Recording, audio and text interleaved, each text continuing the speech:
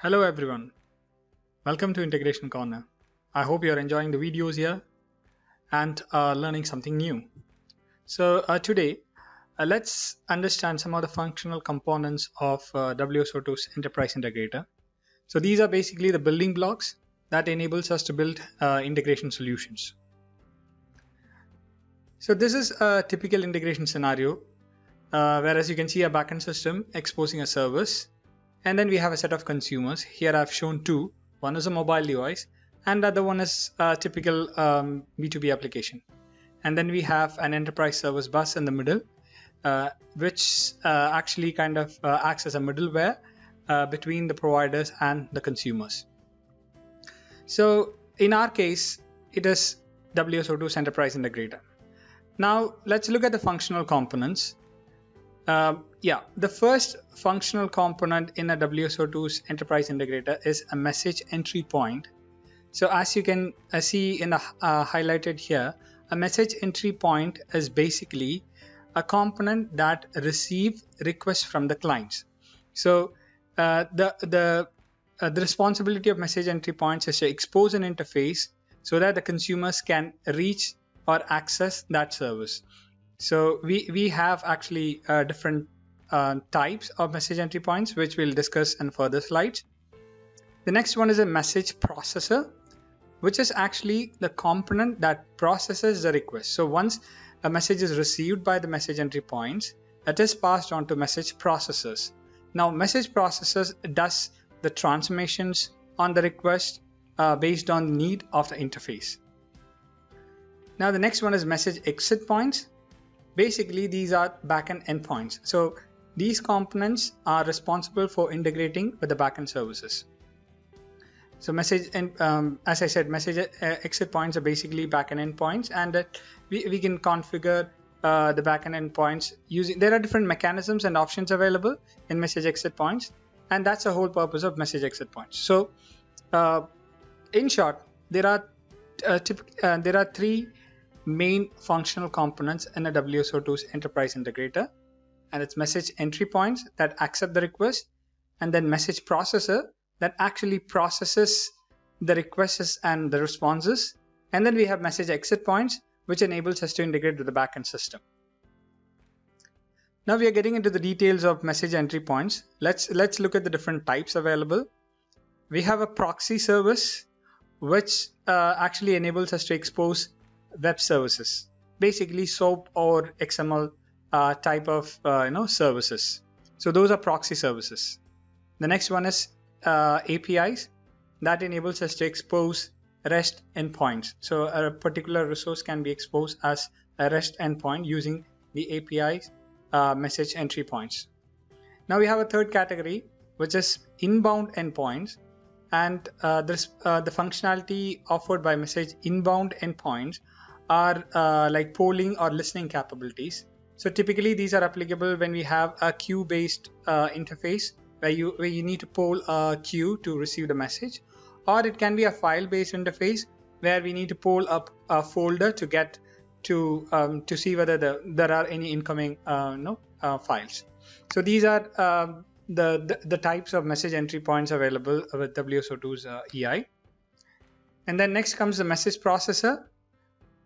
And the first one is mediator. So mediator is basically the building block of integration flows and EI.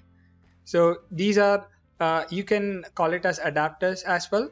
Each mediator performs a particular functionality. And so some of them, an example is auth introspection, or we have mediator for logging.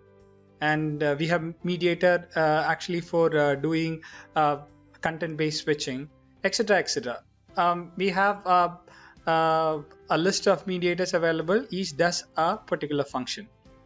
So in short, these are the building blocks. Now comes the sequence. So sequence is a group of mediators defined in a specific order to process messages.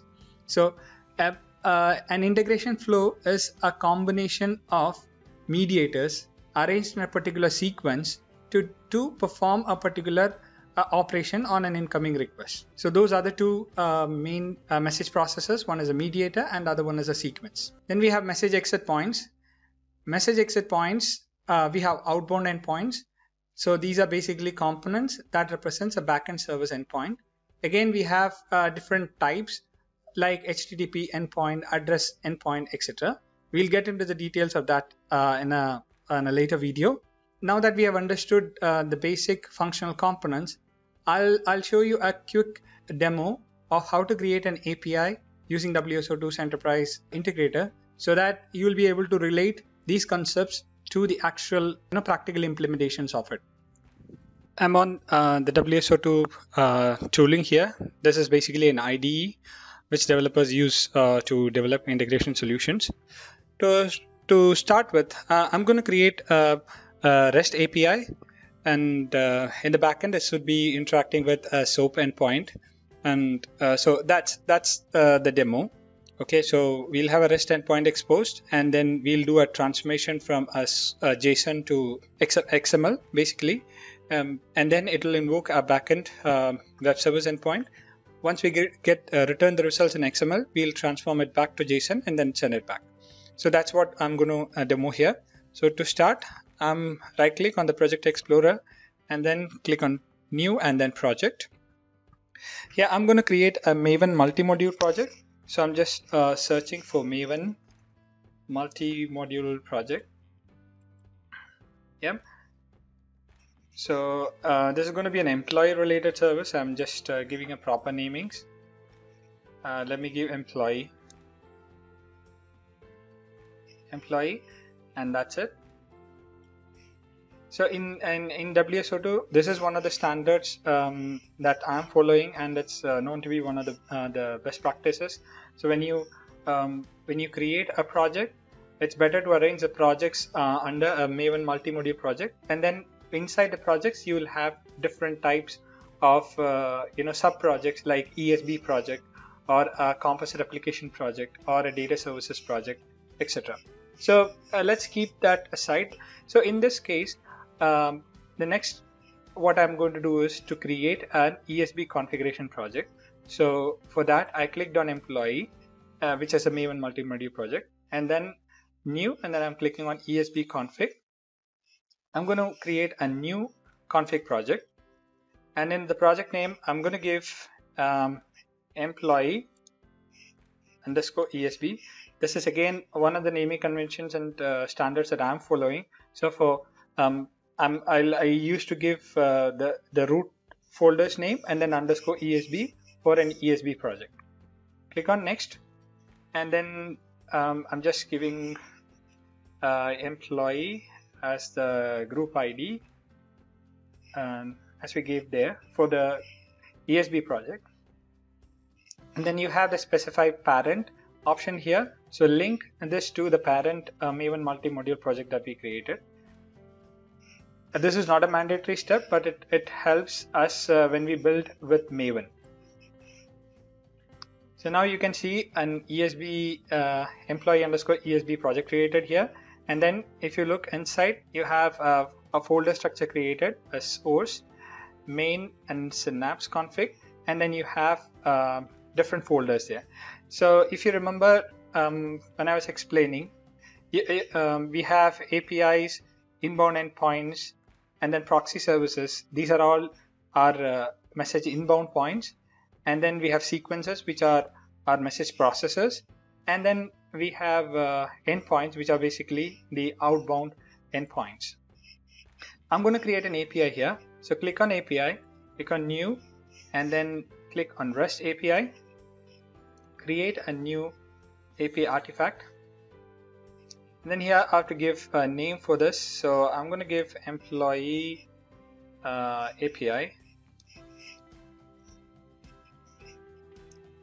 And I'm giving just EMP, employee, right? So, and that's my context, and I'm click on finish. Yeah, so that creates a REST API, a framework. So in WSO2, everything is saved as an XML file. Every artifact is saved as an XML file. So you get this base structure. So you click on API, and then if you click on the properties, you see the properties here, like name and context, which we configured before. And then you click on this resource, it gives another set of options. So here there are different options here. URL style, whether you have to give a template or a mapping. So for now, I'm not going to the details, and instead of get service, I'm going to change it to a post service, right? And then the first thing I'm going to do once I get a JSON request is to transform that into this the required SOAP format, right? So for that, when you click on the show palette option, you have a list of mediators. So this is what these are the building blocks that I explained earlier, and we create a sequence by wiring different mediators. And also, as you can see here, there are two parts here. This upper side, this area, this is the inbound sequence part, which means whenever you get a message, the processing steps required to be performed on that message is carried out here. This is the inbound sequence, and then likewise, when you get a response back from the backend, this is the response. Yeah, so this is the outbound sequence.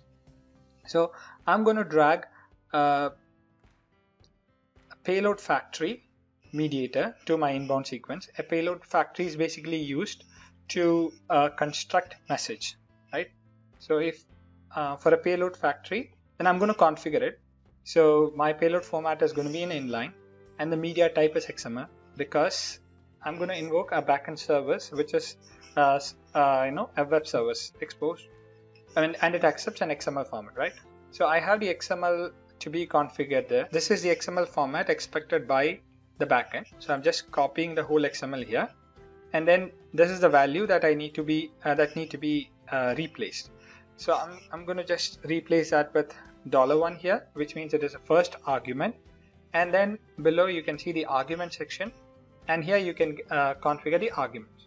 So I'm going to add a new element, which means I'm going to add the first argument, and the value, if it's a static value, I can use the value, and if it's an expression or something dynamic, then I can choose this. And then I'm going to extract this value from the JSON request that I'm getting. So change this to JSON, and then here I'll give $employee employee ID. Yeah, so this is where I'm going to send employee ID in my JSON request. Okay, then click on finish. So now we have constructed the payload part. Now the next step is to add a SOAP action, because the target SOAP service would expect a SOAP action. So for that, I'm adding a header mediator. So to configure the header tab, I'm just going to switch to the source tab. So there are two different views. One is the design view, where you can use the UI to configure. The other option is to use source view to configure your API. So as I mentioned here, everything is stored as an XML. Your complete code, whether it is an API or endpoint, or for that matter anything in WSO2, it is saved as an XML file. So I'm going to use the source tab to configure header. So the value of my backend service action field is employee urn.get employee record.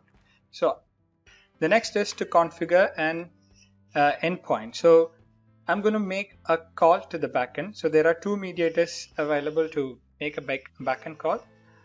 So mainly one is a call and the other one is sent.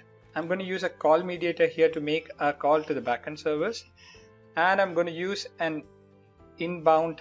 I'm going to use an inline endpoint to make that call. Again, switching back to the source tab. So I'm copying the endpoint code here. Yeah, I'm copying the endpoint code here, and then so this basically this is how it works. I'm using a call mediator, and inside that I have an endpoint which is calling an address endpoint exposed on my machine itself. So this is a SOAP endpoint, and the format used is SOAP 1.1. And then these are few other options, like how it should behave when there is a failure from the backend. These are not mandatory at this point in time, so I can remove it. Yeah. So we made the call to the backend and then we get the response back from the backend. And now we have to transform the response received from the backend to the JSON format. So for that, I'm using this property. So property message type.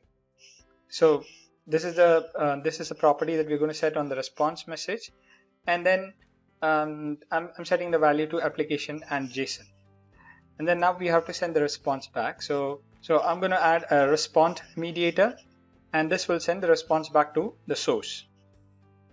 I saved it and our API is ready. If you switch back to the design view, you can see the complete flow. So there's payload factory that does a transformation from JSON to XML, and there is a header mediator to add the header, basically for setting the SOAP action. Then we have a call mediator, which actually makes a backend call, and within that we have an address endpoint, which is basically an endpoint of the backend. Once we get the response back, we are setting the message type of the response back to application and application/JSON. So this setting takes care of converting the message to JSON from XML. This is as simple as that. And then we have a response mediator to send the response back. So once that is done, our API configuration is done. The next step is to package it.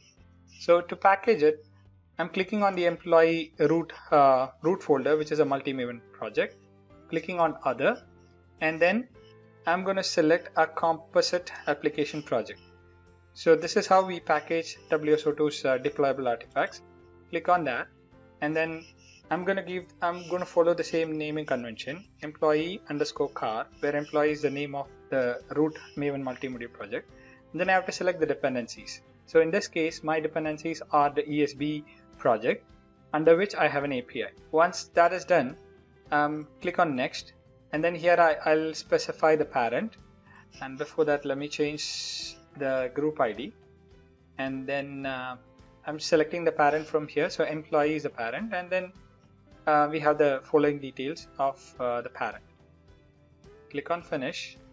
Now that the car file is ready.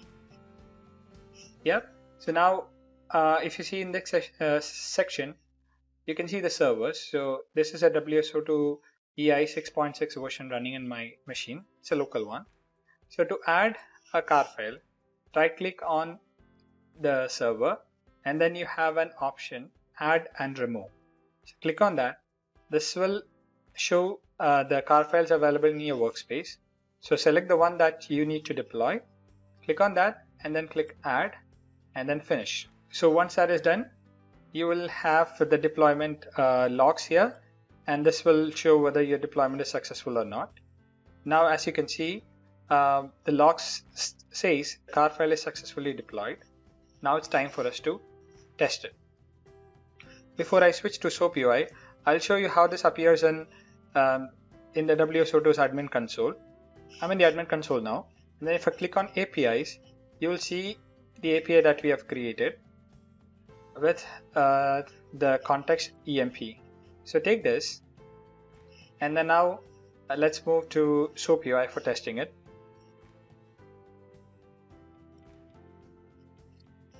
Click on a Rust project, enter your URI, click on OK, and now our method is post, so I'm switching to post. Now we have to type our request. So the request was employee, then EMP ID. I'm going to use 1004. This is the data that I have in the database, from where the SOAP service is fetching the data. Click on post. You move to the JSON tab. You can see the response. So you have a JSON endpoint which is invoking a backend SOAP service and fetching the data. I hope you have enjoyed the video. If you have any queries, please reach out to me. I'll be more than happy to help you. Otherwise, thank you so much for watching. Happy learning.